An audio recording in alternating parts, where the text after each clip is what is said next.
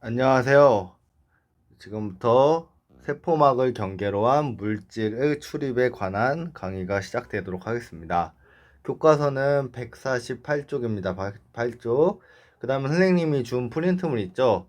거기에 빈칸 채워 넣었으면 좋겠습니다. 자, 첫 번째로 우리는 세포막에 대해서 한번 다시 복습할 거예요. 자, 이전 강의에서 우리는 세포 소기관에 대해서 배웠습니다. 세포 안에 있는 여러 기관들, 핵, 소포체, 리보솜, 이런 기관들에 대해서 배웠단 말이에요. 그 중 하나가 바로 세포막이었습니다. 세포막. 자, 그럼 세포막은 어떻게 생겼냐면, 자, 이런 식으로 생겼는데, 여기 지금 보면, 인지질 이중층이래요. 인지질 이중층. 자, 무슨 말이냐면, 자, 여기 보면 지금 이렇게 생긴 물질이 두 겹으로 되어 있어요. 자, 인지질이 이렇게 생긴 물질인데, 이렇게 생긴 물질이 한 층이 아니라, 이렇게 두 개의 층으로 이루어졌다고 해서, 인지질 이중층이라고 합니다. 이런 식으로. 자, 근데 인지질 이중층은 두 가지 부분으로 구성되어 있는데, 이쪽 부분하고, 이쪽 부분하고 이렇게 구성되어 있습니다. 자, 위쪽 부분은 친수성기인 부분이고, 자, 친수성기라는 말은 물하고 친한 부분이라는 거예요. 자, 아래쪽 꼬리 부분은 소수성기에 관련된 부분입니다. 소수성이라는 것은 물이랑 친하지 않는 부분이 되겠습니다. 자, 그래서 친수성이 바깥으로 향하게 이렇게 구조가 형성되어 있습니다. 근데 이렇게 인지질이 이중층만 있느냐? 아니에요. 군데군데 단백질이 박혀 있어요. 자, 여기 그림 보면 인지질 이중층뿐만 아니라 이런 식으로 단백질이 군데군데 있습니다. 그래서 이러한 구조가 인지질 이중층과 단백질로 이루어졌다고 우리는 말을 할 수 있습니다. 자, 그럼 다시 읽어보도록 할게요. 인지질 이중층은 방금 얘기했습니다. 친수성인 머리 부분과 그리고 소수성인 꼬리 부분으로 되어 있다. 그 친수성인 머리 부분은 물과 접한 바깥쪽으로 향하고 소수성인 꼬리 부분 안쪽을 향한대요. 알아두세요. 친수성은 바깥쪽, 소수성은 안쪽입니다. 왜냐하면 친수성이라는 것은 물이랑 친한 부분인데 우리 몸의 대부분은 뭘로 이루어져 있죠? 물로 이루어져 있죠. 그렇기 때문에 친수성인 부분이 바깥쪽에 위치해 있습니다. 만약에 우리 몸이 기름으로 이루어졌다면 아마 이런 식으로 세포막이 구성되어 있을 거예요. 소수성인 부분이 바깥쪽에 위치하게. 근데 우리 몸은 대부분 물로 이루어졌기 때문에 친수성인 부분이 바깥쪽에 위치해 있습니다. 자, 인지질 이중층은 그러니까 딱딱하게 굳어 있는 게 아니에요. 어떤 식이냐면 유동성이 있어요. 움직일 수가 있어요. 그래서 단백질이 둥둥둥둥 떠다녀요. 이렇게 나와 있습니다. 인지질의 움직임에 따라 단백질도 움직인다. 알아두세요. 절대 딱딱하지 않습니다. 세포막의 기능은 세포의 형태를 유지하는 게 첫 번째 기능이겠죠. 그 다음에 세포 안팎으로 물질의 출입을 조절한다. 그래서 우리가 이전에 이거를 시청에 뭐랑 비유를 했었죠? 그렇죠. 톨게이트랑 비유를 했었죠. 왜냐면 물질의 출입을 조절하니까. 그럼 출입을 어떻게 조절하냐? 바로 선택적 투과성이라는 걸 이용합니다. 선택적 투과성. 모든 것을 다 투과시키지 않아요. 물질의 종류, 크기 등에 따라 세포막을 통한 물질의 이동이 다르게 일어나는 선택적 투과성을 나타난다. 세포 내부를 생명활동에 적합한 환경으로 유지한다. 왜냐하면 좋은 물질은 받아들이고 안 좋은 물질은 못 들어오게 하고 이런 식으로 선택적 투과성을 나타냄으로써 세포 내부를 생명활동에 적합한 환경으로 유지를 합니다. 자, 그렇다면 어떻게 선택적 투과성이 일어나는지 한번 배워보도록 할게요. 자, 토안이 아니라 세포막을 통한 물질의 이동. 자, 첫 번째 확산. 물질이 스스로 운동하여 농도가 높은 곳에서 낮은 곳으로 퍼져나가는 현상입니다. 이 확산이란 개념은 우리 중학교 때 이미 배웠어요. 자, 뭘 생각해보면 되냐면, 자, 교실이 이렇게 있습니다. 자, 근데 여기에서 어떤 학생이, 방구를 꼈어요, 방구를. 자, 근데 이 방구 냄새가 어떻게 되냐면, 점점 퍼져요. 점점 퍼져 결국 여기 있는 학생까지 그 냄새를 우리는 알 수가 있습니다.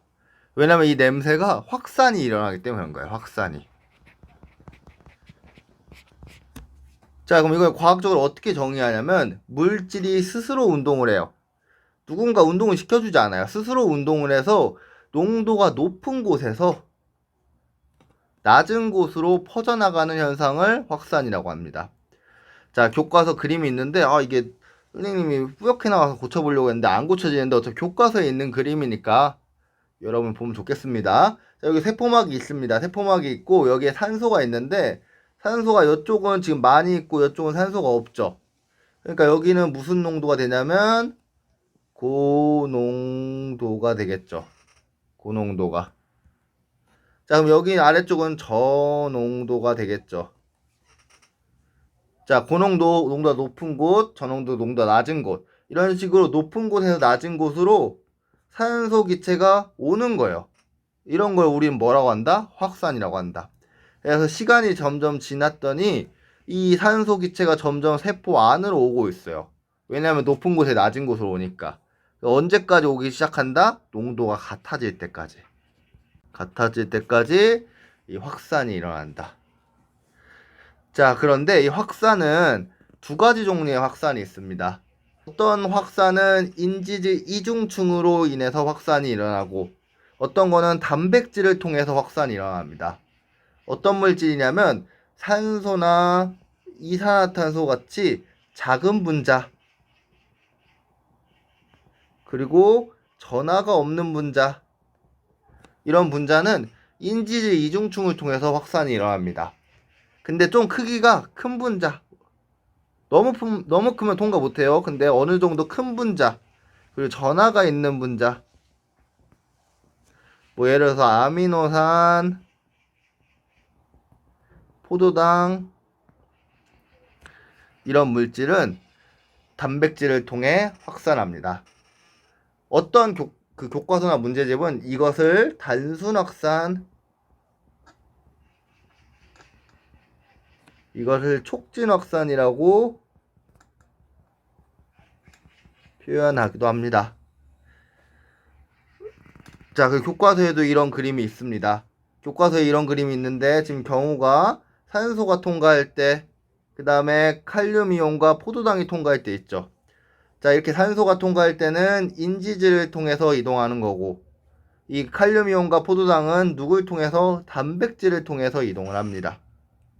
교과서에 있는 그림입니다.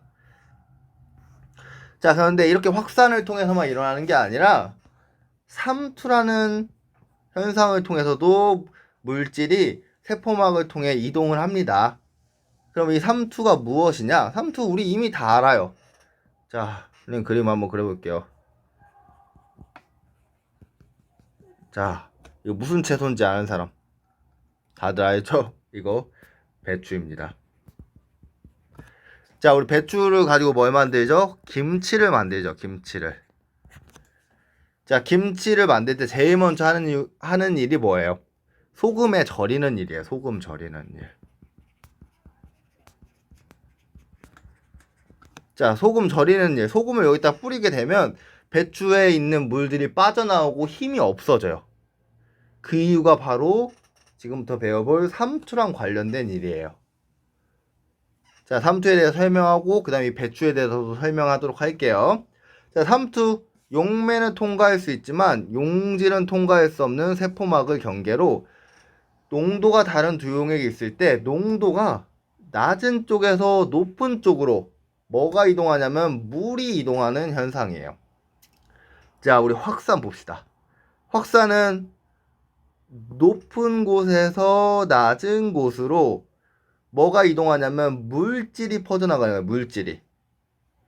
다른 말로 용질이 퍼져나가는 거예요. 용질이. 그런데 삼투는 낮은 곳에서 높은 곳으로 용매가 이동하는 거예요. 자, 여기 그림 봅시다. 자, 예시가 있습니다. 농도가 낮은 용액이 있고 높은 용액이 있어요. 그리고 가운데 세포막이 있어요. 이 세포막은 뭐의 일종이냐면 반투막의 일종의 반투막. 자, 이 반투막의 특징은 뭐냐면 이 구멍이 있는데 이 구멍의 크기가 용매는 통과시키고 용지는 통과를 못 시켜요. 통과를 못 시켜요. 왜? 용질의 크기가 용매의 크기보다 크니까. 오케이?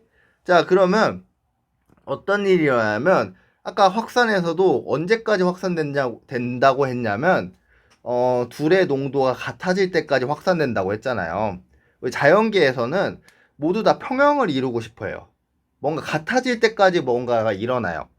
이것도 마찬가지로 농도가 낮은 용액이 있고 농도가 높은 용액이 있단 말이에요. 그럼 얘네를 똑같이 맞춰주고 싶은 거예요. 근데 이동을 시킬 수 있는 거는 용매밖에 없어요. 물밖에. 그래서 어떻게 되냐면 이 농도가 낮은 쪽에서 농도가 높은 쪽으로 이동이 되는 거예요. 누가? 용매. 용매는 뭐예요? 물이 이동하는 거예요. 물이. 자, 그래서 물이 이동해서 이쪽 물높이가 높아지고 이쪽 물은 물높이가 낮아집니다. 다시 한 번만 설명할게요. 자, 농도가 낮은 용액이라는 것은 한마디로 용질은 적고 용매는 많은 거예요. 자, 싱거운 거죠. 자, 용도가 높은 용액은 용질은 어떻다는 거예요? 많고 용매는 낮은 거예요. 짠 거죠. 항상 이런 건 아니에요. 그냥 극단적으로 선생님 설명한 거예요. 그럼 얘를 싱겁고 짜단 말이에요. 얘를 똑같이 맞춰주려면 어떻게 해야 하냐면 이 용매가 이동하는 방법으로서는 용매가 많은 쪽에서 얘가 마침 많죠. 많은 쪽으로 해서 적은 쪽으로 이동하면 되는 거잖아요. 그래서 물이 이동하는 거예요. 왜? 용질은 이동할 수가 없으니까. 이 막을 통해서. 그래서 용매가 높은 쪽에서 용매가 낮은 쪽으로 물이 이동하면서 이 농도가 낮은 쪽의 물은 낮아지고 농도가 높은 쪽의 물은 높아지는 현상이 일어나는데 이러한 현상을 우린 뭐라고 하냐면 삼투라고 합니다. 선생님 영상으로 설명하다 보니까 이거 좀 이해 안 되는 학생이 있을 수도 있어요. 그러면 언제든지 선생님한테 질문을 해주세요. 자, 그럼 이걸 통해서 이 배추, 소금을 절이는 일을 한번 보도록 할게요.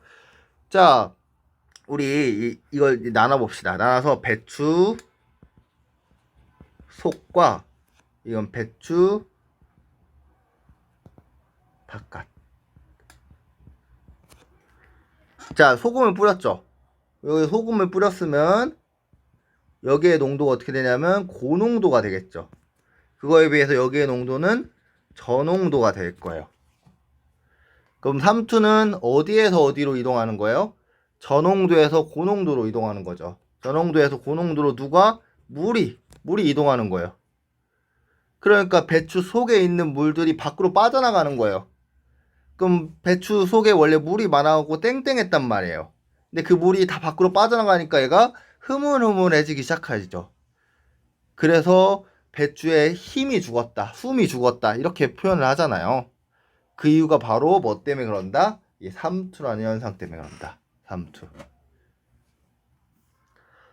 자, 그럼 이거가 예시가 나와 있는 게 식물세포에서 예시, 그 다음 동물세포에서 예시가 나와 있습니다. 자, 먼저 식물세포. 자, 첫 번째는 세포 안보다 용질의 농도가 낮은 용액. 이게 무슨 말이냐면 여기가 세포예요. 지금 예시가 세포가 있는데 이 세포랑 비교했을 때 이 밖의 농도가 저농도일 때 이거예요. 그럼 안에 세포의 농도는 어떻게 될까요? 고농도가 되겠죠. 자, 그렇다면 자, 삼투의 물은 저농도에서 고농도로 이동한다고 했어요. 고농도에서 저농도로 이동한다고 했죠. 이랬죠? 다시 저농도에서 고농도로 이동한다고 했어요. 고농도에서 저농도로 이동한다고 했어요. 그렇죠. 저농도에서 고농도로 이동한다고 했죠. 그러면 물이 막 들어오니까 물 액포의 크기가 어떻게 되느냐면 더 커질 거예요. 그래서 지금 이 그림하고 두 개를 비교해 보면 안에 있는 액포의 크기가 점점 빵빵해진 걸 볼 수가 있죠. 왜냐면 밖에서 물이 들어오니까. 자, 그 다음 가운데 세포 안과 용질의 농도가 같은 경우, 자, 둘이 같아요. 같음. 자, 그럴 때는 서로 이동되는 물의 양이 똑같겠죠. 그리고 그냥 원래 크기를 갖고 있어요. 근데 만약에 세포 안보다 용질의 농도가 높은 용액, 세포 안보다 안하고 밖에를 비교했을 때 밖의 농도가 고농도가 되고 안의 농도가 저농도가 될 때를 말하는 거예요. 자, 그럼 어떻게 되냐? 자, 삼투는 고에서 저로 이동하는 거다. 저에서 고로 이동하는 거다. 저에서 고로 이동하는 게 되겠습니다. 저에서 고. 알겠죠? 저에서 고로 이동하니까 그 액포가 크기가 작아지겠죠. 왜냐 물이 빠져나가니까. 알았죠? 자, 여러분 수준에서 좀 이해하기 쉽게 그냥 한쪽 방향으로만 얘기를 했는데 실제로는 안에서 밖으로 나가는 물도 있고 밖에서 안으로 나가는 물이 둘이 동시에 존재를 해요. 근데 한쪽이 더 많이 일어나는 것 뿐이에요. 자, 무슨 말이냐? 자, 여기 보면 선생님이 저에서 고로 이렇게 안쪽으로만 들어오는 이 표시만 했잖아요.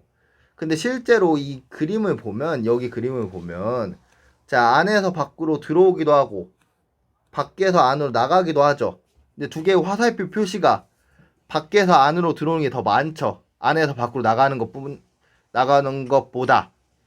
그래서 최종적으로는 마치 밖에서 물이 안으로 들어오는 것처럼 얘기를 하는 거예요. 이 얘기를 왜 하냐?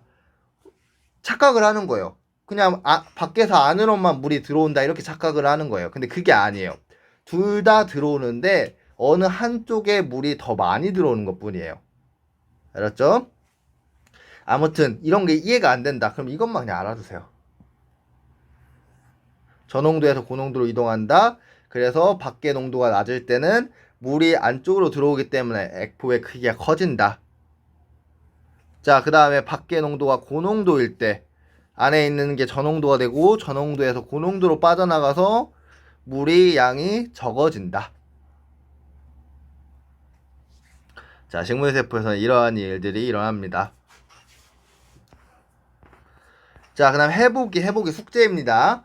화분에 식물이 시들어버린 까닭. 좀 잔인하지만 식물을 키운 다음에 화분에 어떤 물을 줬냐면 소금물을 줬어요. 소금물. 자, 소금물의 농도는 고농도인 물을 주었죠. 자, 고농도 물을 주었더니 시간에 따라서 이렇게 점점 힘이 없어져요.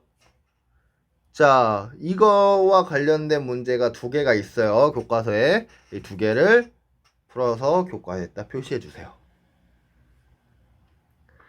자, 이렇게 식물세포에서 봤으면 이제 동물세포에서 봐야겠죠. 자, 동물세포에 보면 일단 똑같이 자, 용질의 농도와 밖과 안의 농도가 같은. 자, 이건 뭐냐면 사실 적혈구예요. 적혈구. 우리 적혈구가 이렇게 생겼는데 우리 피에 있는 적혈구가 이렇게 생겼는데 이걸 어디 용액에다 넣는 거예요. 첫 번째는 이 적혈구 안에 있는 농도랑 똑같은 농도의 용액에 넣어요. 그걸 우리는 한자로 등장액이라고 해요. 등장액. 왜냐면 같을 등. 자, 그럴 경우는 들어오고 나가는 물의 양이 똑같아요. 그래서 마치 아무런 물의 교환이 일어나지 않는 것처럼 크기가 그대로 유지가 돼요. 그런데 만약에 이 적혈구를 농도가 더 낮은 용액, 적혈구보다 더 농도가 낮은 용액, 그걸 뭐라고 하냐면 저장액이라고 해요. 저장액에다 놓으면 어떻게 되냐면 저장액이라는 것은 여기가 저농도라고 하겠죠. 얘도 물질의 출입이 그냥 왔다 갔다 다 일어나는데 최종적으로 저농도에서 고농도로 이동하기 때문에 얘의 크기가 어떻게 되냐면 막 부풀어 올라요. 부풀어 올라요. 그 부풀어 오르다가 얘는 터질 수도 있어요. 왜 터질 수 있는지는 이따가 말을 해줄게요. 자, 그 다음에 또 다른 경우는 자, 적혈구를 넣는 거예요. 용액에다 넣는데 어떤 용액에다 넣냐면 이 적혈구보다 농도가 높은 용액, 그걸 우리 고장액이라고 해요. 고장액. 고장액은 고농도예요. 고농도. 그럼 여기가 저농도가 되겠죠. 그러면 얘도 물질이 들어왔다 나갔다 다 하는데 마치 저농도에서 고농도로 물이 이동하는 것처럼 형상이 일어나는 거예요. 그래서 어떻게 되냐면 얘는 쭈글쭈글해지는 거예요. 이렇게 물이 다 빠져나가니까. 마치 배추에 있는 물이 빠져나간 것처럼. 자, 그래서 알아두세요. 이건 밖의 농도가 낮을 때, 밖의 농도가 같을 때, 얘는 밖의 농도가 높을 때. 자, 근데 여러분이 기억해야 할 거, 삼투는 어디에서 어디로 빠져나간다? 저농도에서 고농도로 뭐가? 용매. 용매가 뭐다? 물이 이동하는 거다. 그래서 낮을 때는 저농도에서 고농도로 물이 들어오니까 이렇게 부풀어 오르고, 높을 때는 저농도에서 고농도로 이렇게 빠져나가니까 이렇게 쭈그러진다.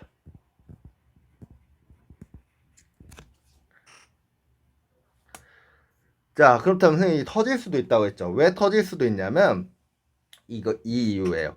동물 세포인 적혈굴은 세포 안에 농도 낮은 농도면 과도하게 물이 들어와 세포막이 터질 수도 있다. 이유는 식물 세포는 터지지 않아요. 근데 동물 세포가 터지는 이유는 식물 세포는 뭘 갖고 있으니까 그러냐면 세포벽을 가지고 있으므로 터지지 않아요. 근데 동물 세포는 세포벽이 없으니까 단단한 막이 없는 거예요. 단단한 보호해주는. 그렇기 때문에 터질 수도 있습니다. 알아두세요. 자, 이제 마지막으로 교과서에 쓰이는 이 말인데 이게 우리 학습 목표나 다름없기 때문에 선생님이 가져왔습니다. 세포는 세포막을 통한 물질 출입을 조절함으로써 외부 환경과 상호 작용하고 생장하며 에너지를 사용하며 생명활동을 유지합니다. 다시 세포는 세포막을 통한 물질 출입을 조절함으로써 외부 환경과 상호작용하고 생장하며 에너지를 사용하며 생명활동을 유지합니다. 자, 스스로 확인하기 1번, 2번 숙제입니다. 여기까지. 오늘 강의 좀 많아갖고 이해 안 되는 내용이 있으면 수업 시간에 선생님한테 질문하세요. 자, 이상 여기까지 하게 됐습니다.